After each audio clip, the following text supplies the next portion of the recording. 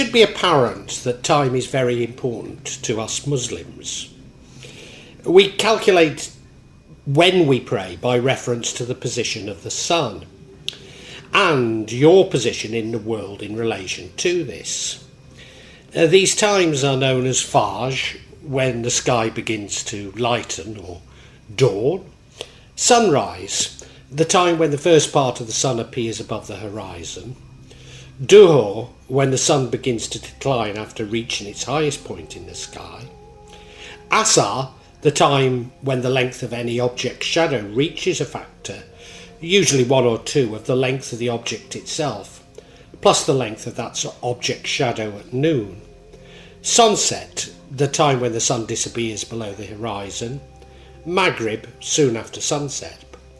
And Isa, the time when darkness falls and there is no scattered light in the sky. And then there's midnight, the mean time from sunset to sunrise, or from sunset to Fajr in some schools of thoughts.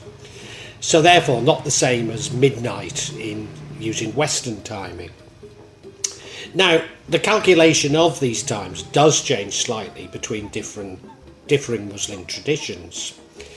This is because there are differences in the translation of time from the sundial and the mechanical timing used by clocks. So I'll refer to this in future as clock timing, which is very often different to the timing that I'm going to talk about. And this is largely due to where the authority calculating the times is located, or actually the angle under the sun at Fajr and Isa. Of course, these times are available using a wide variety of apps, but this provides Muslims with something of a false sense of authority. And I personally believe it would be better to follow the Azan where you're located. Even if you know the Azan to be incorrect, it's better to be praying at the time of other Muslims. So most Muslims pray 5 times a day, and these would be at Fajr, Duhur, Asar, Maghrib and Isa. Although in Indonesia, some Muslims would also pray at sunrise and at midnight, which, as I say, is really at the clock midnight and represents the middle of the night. Whilst Shia are more likely to pray 3 times a day, combining Duhur and Asar and Maghrib and Isha. In fact, many Sunni Muslims also combine prayer times, but it tends to be a little bit less structured than the way that Shia Muslims do it. Whilst it's not essential to strictly follow these times, and especially for Shia Muslims, it's believed that your prayers are more likely to be accepted by Allah if you do follow this timing. It should be apparent that whatever I have to say about Islamic science follows on from these times, so these times are the critical times to understand. Furthermore, that Allah judges our intentions. Therefore, these intentions are more important than divine timing. But like prayers, if the divine timing is used, the operation is more likely to be received or successful.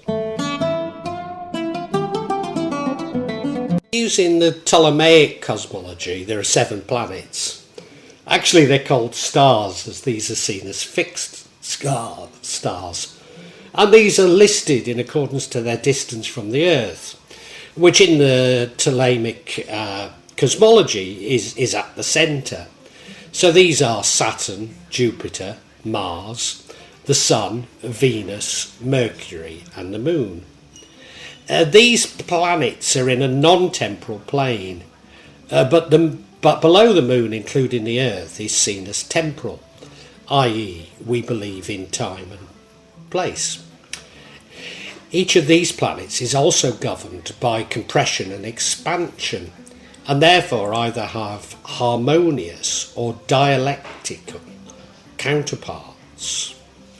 So the Sun is harmonious to Mercury, Mercury dialectically opposing Saturn, Saturn dialectically opposing Mars, Mars dialectically opposing Venus, Venus harmonious with the moon harmonious with Jupiter, and Jupiter harmonious with the Sun.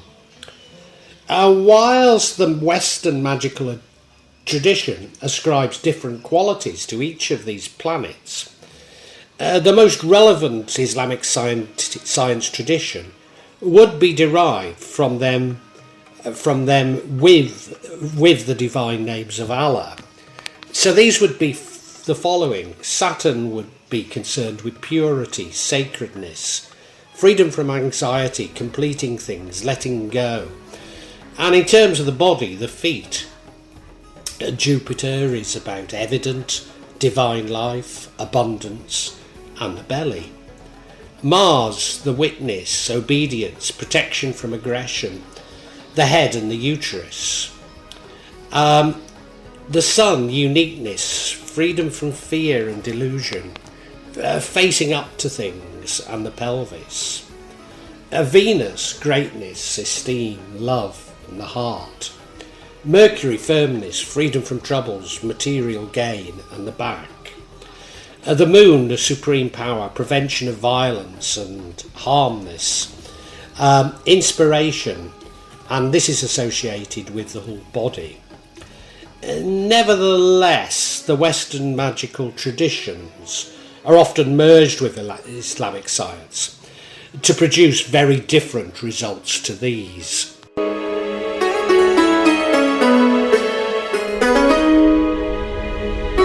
Muslim astronomers were very concerned to predict the viability of the lunar crescent on the first evening after the conjunction of the Sun and the Moon. This gives rise to the mansions of the Moon, or lunar stations, literally the shape of the Moon on each respective day of the lunar month. As there are 28 days, or broadly speaking 28 days, these correspond to the 28 letters of the Arabic alphabet. Now these are mentioned in Al-Quran, and although they were described by Al-Kindi, it's Ibn Arabi who really developed these into a true Islamic science. The importance being that these are from the moon in the Islamic cosmology, and therefore they will have relevance within the temporal plane. The yearly pattern was divided in the following manner. A year was divided into an anwar, each of which was made up of more than one manzil, which were associated with a dominant star or constellation. These stars and constellations were sometimes, but not always, connected in some way to constellations in the zodiac. Moreover, as the anwar repeat on a regular solar cycle, they can be correlated to fixed points within the Gregorian calendar. Each of the zodiac signs was traditionally associated with these mansions. But as 28 is not readily divisible by 12, they last for either 2 or 3 days. And based on Ibn al-Arabi, each of these mansions is also associated with an angel. So I'll just read a few out, but the first mansion, first to third mansions, is associated with Aries, and so these are the angels Israfil, Jibrail, and Kalkile, whereas Taurus is associated with the fourth and fifth mansions, and Dardil and Durail. You can see that by adding angels, it's not simply petitioning the cosmos and therefore the planets, but petitioning to work in support of the tasks that angels have been given by Allah. And I believe this is a very important addition, because as I said in past, it's much easier to work with nature or angelic tasks than against it. Although Muslims tend to use the Western astrology tradition, indeed this tradition really originates from the Muslim world, using the mansions of the moon of the lunar calendar is an Islamic alternative. But then of course the zodiac signs are simply an approximation for one's actual horoscope. Really, to construct an astrological chart, one requires the place and time of birth.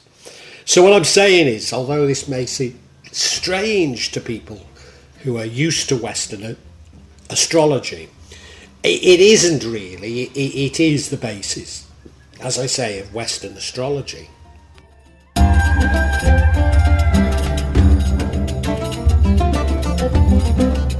As each day is divided into 24 hours, the first hour of the day is ruled by the planet 3 places down the Chaldean order, literally meaning the first planet we could see, from the planet ruling the first hour of the preceding day. Indeed, depending on which European language you use, these largely give us the names for the days of the week. So Sunday equals the Sun, Monday the Moon, Tuesday Mars, Wednesday Mercury, Thursday Jupiter, Friday Venus, and Saturday Saturn. And numerological symbols of the number 7 that represent both 7 classical planets and 7 planetary spheres.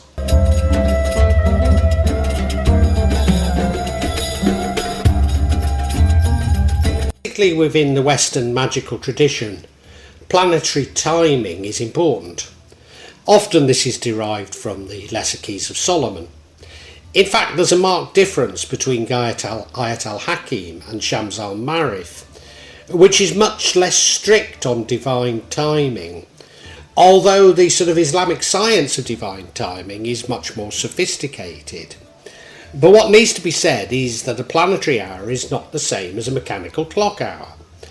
And herein lies a definitional issue, as the Chaldean order is based on the Hellenic and Muslim tradition that the day starts at sunset rather than after midnight. Oh, I ought to say, and the Jewish.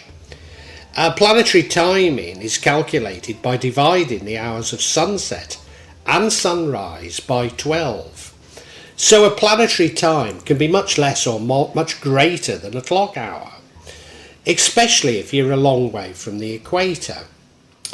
So if you look at these tables I'm going to show you now, and I'll keep them up for a little while. Saturday, you see, corresponds with the 15th hour, which is sort of about a hour, or a planetary hour after sunset. Whereas Sunday, if you look at the 50, it again is seen in the 15th hour. So in other words, each of the planets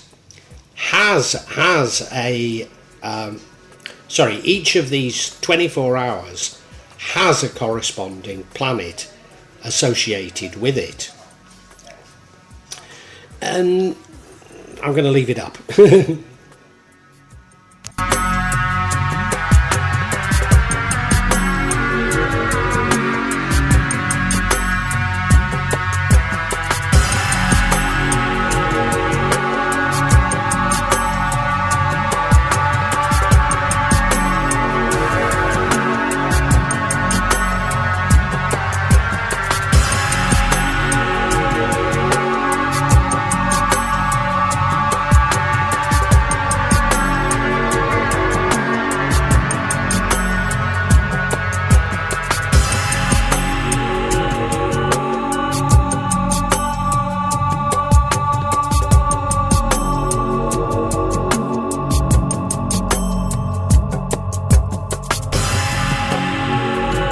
Needless to say, as with prayer times, there are apps which assist you in calculating these. Now, you may recall my vlog on Shams al-Ma'arif and incense, and that that different incense each day is associated with a day of the week, and traditionally these are burned to protect the home after sunrise.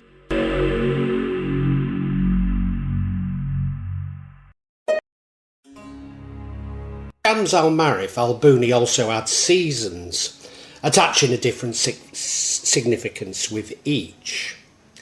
Now, What you might have noticed is throughout this vlog I've switched between lunar and solar calendars, if you like, between Western and Eastern traditions.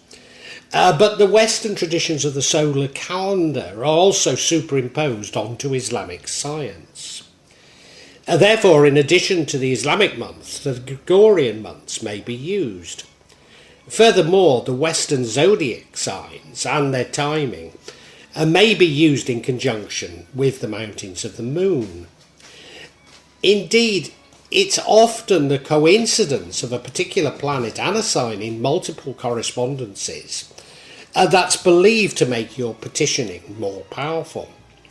Therefore, some of these correspondences may only occur, say, once a year, or even thousands of years if considering planetary conjunctions. But a simplified version of the Ptolemaic order, not considering the conjunctions, based on the orbital periods of the planets, would be as follows: Saturn 29.46 years, Jupiter 11.86, Mars 686.98 days, the Sun 365.26 days, Venus 224.7 days, Mercury 87.97 days, and the Moon 29.53 days. As I said at the beginning, intention is much more important than divine timing. But if you do want to start with the divine timing, I would say at least start with the mansions of the moon, and do so just after sunset.